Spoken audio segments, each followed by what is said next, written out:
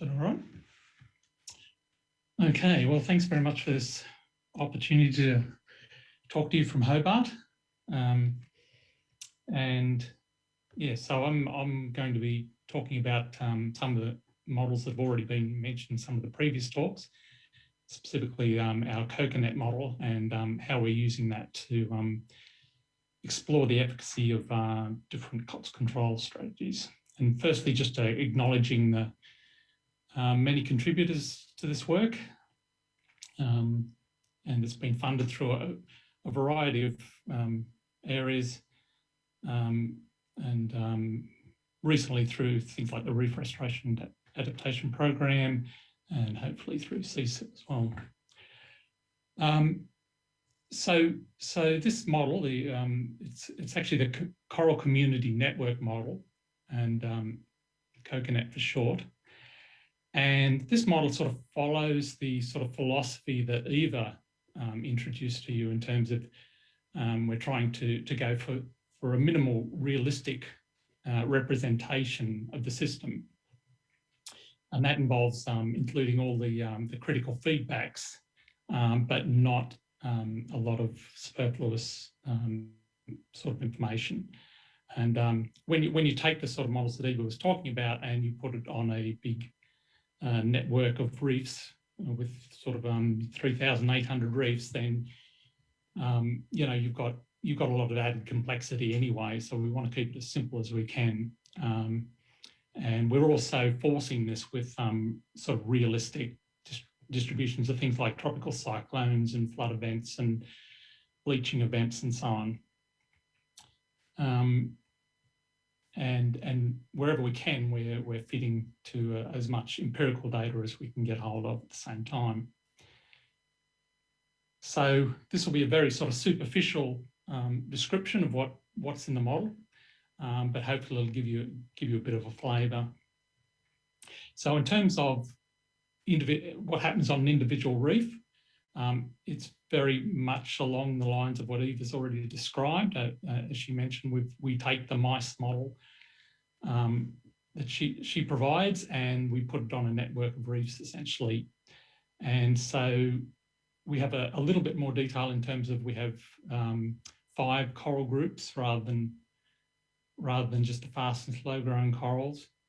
And we also include, so all the growth stuff that Eva talked about, and competition between corals, predation by crown of thorns, and mortality. And then we've also got the environmental forcing, as in cyclones and bleaching events. We've got a size-structured Cots population as well that includes obviously their predation pressure on coral. The size structure also determines their fecundity, so larger individuals have higher fecundity. And we've also implemented a few things which we haven't looked at in a lot of detail, but like Maria's hidden army thing. So essentially the juveniles, if there's not a lot of coral around, they'll just stay in their juvenile form until things improve from their perspective. And we've also got coral rubble in the model, which is important in terms of the juvenile dynamics. To this, so taking that individual reef model and putting it onto a network of reefs, so we're moving to a meta-population description, and that's all about spawning events and exchange between coral reefs. And this is based similar to what Carlo was talking about, where we have outputs from hydrodynamic models are used to characterise the level of connectivity between various reefs. As I've already mentioned, so we have all the environmental influences like cyclones and floods and coral bleaching. And we use basically the historical patterns from 1950 through to 2020. And then we use, going forward from that, we use projections which have statistical frequency of events based on what climate change models suggest will happen. and that's mainly around bleaching. Increased bleaching events is what has the biggest impact. And within the model, the impacts of these events are patchy as we observe empirically. And so we can integrate that sort of information as well. Okay, so in terms of the actual spatial resolution the model uses, we've recently gone from sort of resolving individual reefs down to actually resolving individual sites, as in what the size of a control dive site, which is around 14 hectares around the rim of the reef. And so instead of having sort of 3,800 agents that represent a whole reef, we now have about 55,000 sites represented in this model. We also include Cots control, again, pretty similar to what Carlo was talking about, and Cameron. So we follow as closely as we can exactly what Cameron described. In terms of we start by checking reefs, checking priority reefs, and they're controlled following sort of Cameron's protocol. And then once all the priority reefs have been treated, if we still have vessel capacity left, then we then move on to other reefs. Okay, so just a few examples that you should regard these as very preliminary results. I've actually generated quite a few of these just in the last few days, really, because it was more interesting to consider the latest version of the model than the earlier ones. Yeah, so if you look at the plot on the right, what we have is it shows the historical period, and we've got LTMP data in the black circles. We've got the results from coconut with no control, which is the hollow black circles, and then with control from 2018 is represented by the red. The first thing is the model reproduces some aspects of the LTMP, but you should recognise that these are what you're looking at here is the model's the ensemble results. So I should have mentioned earlier that we run the model. We don't just run it once because of all the uncertainty. We basically run it many, many times and then look at the range of responses. And so where you see LTMP is a little more extreme in the outbreaks. This is because the peaks across the ensemble occur in slightly different places, so you're tending to get this sort of damped out version. But you're still getting, you know, the outbreaks as you might expect on roughly the timescale you might expect, and we can do various look at the skill of the model, and because the observations are essentially one instance of what could happen, you can sort of compare each member of the ensemble with that. With the observations, and you'll get a range of skills, because sometimes things will, because it's non-linear sensitive to initial conditions, each ensemble member will be somewhat different, and some of them will correspond very well to what really happened, and some less well. Okay, so if we now move on to just comparing with the with what the effect of control is. As you can see here, if you let's start with the right-hand plot here, and you can see that when we look in the control zone, which is shown in the top right-hand corner there, and we're applying, in this case, 5 vessels, so representative of what's been done in recent times, you can see that applying control over that area means that the COTS densities are significantly reduced over that area.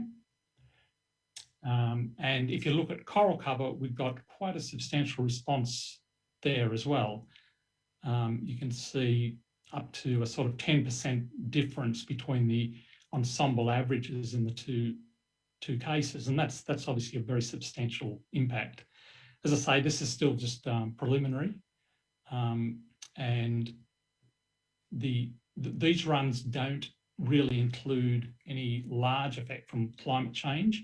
So you might find as you get out to those sort of towards 2050, if we've still got high bleaching rates and things, then as Jacob pointed out, the savings might tend to diminish. But at the same time, I've turned off adaptation as well. So maybe even with climate change and adaptation, we might still get pretty good benefits. If we look at the same model run, but just look at the whole GBR wide effect. So before I was just looking at the area we were controlling, which is sort of still a large area, but you can see it there in the top right-hand corner.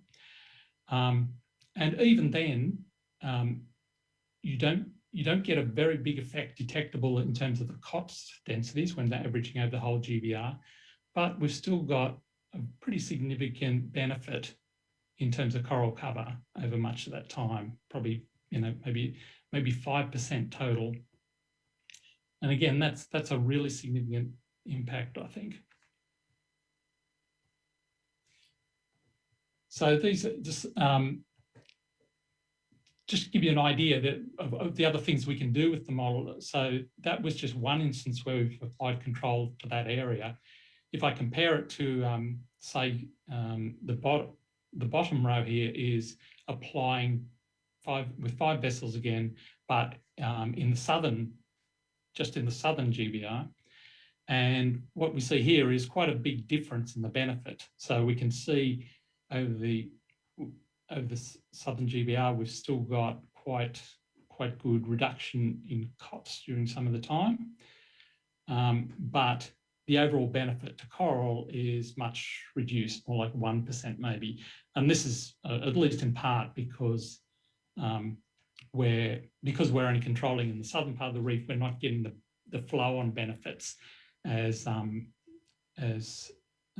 to offset the propagation of COTS outbreaks from north to south.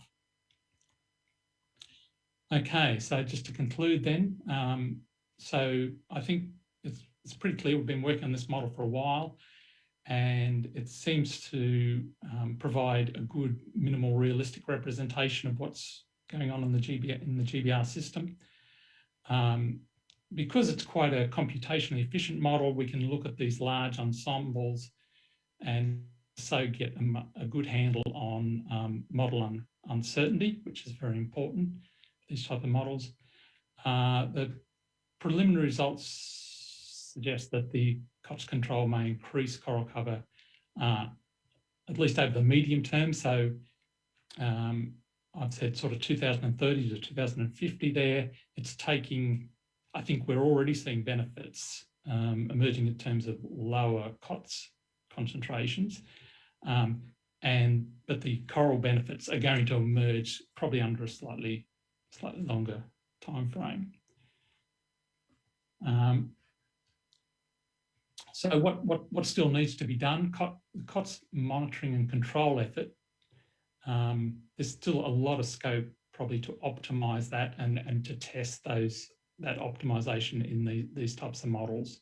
So I just showed you that example, contrasting what happens if you control in the central region versus the southern region, and there's a lot of difference, and there's probably a lot more we can do in that space.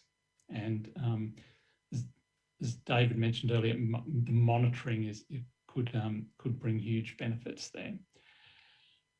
One thing to just flag is that COTS are essentially buffering coral. So if we have other strategies that are about enhancing coral, unless we're doing a good job of the Cots control, then any potential benefits that are associated with enhancing coral will be lost, because the Cots will respond to more coral. And so we need to consider these things together. And finally, this modelling approach, I think can be applied to other novel control technologies that we've heard a lot about over the last couple of days. So because it's an agent-based model, it's sort of well designed to incorporate many types of intervention in that respect. Thanks very much.